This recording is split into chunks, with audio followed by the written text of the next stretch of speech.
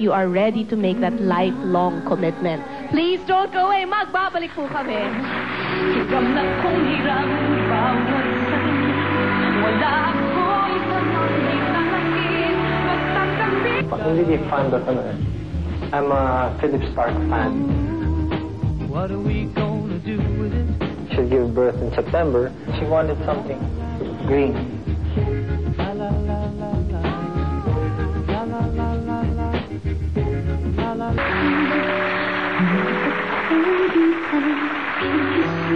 Maraming salamat po sa JBL Furniture. Sharon, I'd like to close this with you. You went through in your childhood what your mom went through. You saw it. You saw the and very few women are as lucky as your mom to have a happy ending. You also went through an annulment, and now God has given you a second chance at happiness. For all the women out there watching us right now, ano ang natutunan ni Sharon Cuneta from life na makikita nila sa Minsan Minahal Kita? Be true to yourself. Be true to yourself. Make the most of every day. Life is too short, but do not compromise too much. Because when you do, parang you touch on your spirit, and that's scary. But you know, yeah, it's just hang in there. Kay Richard kasi, siya naman yung example ng tao na sowed his wild oats and medyo lived his life and is now a committed husband. Yeah.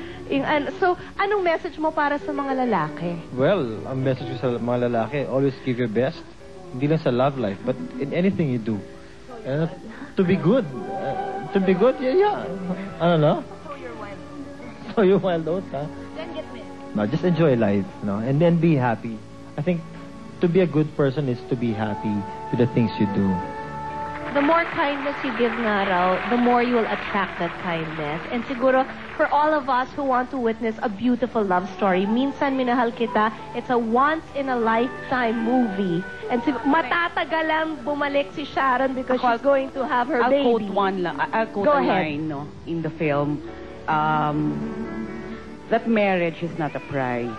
Hindi utang na loob ng asawa mo na pinakasalan mo siya. So it is a commitment, and so it is a commitment to love, to romance, and to be his or friend forever. Huwag mo hayaang hanapin niya sa iba ang dapat ang ikaw ang magbigay.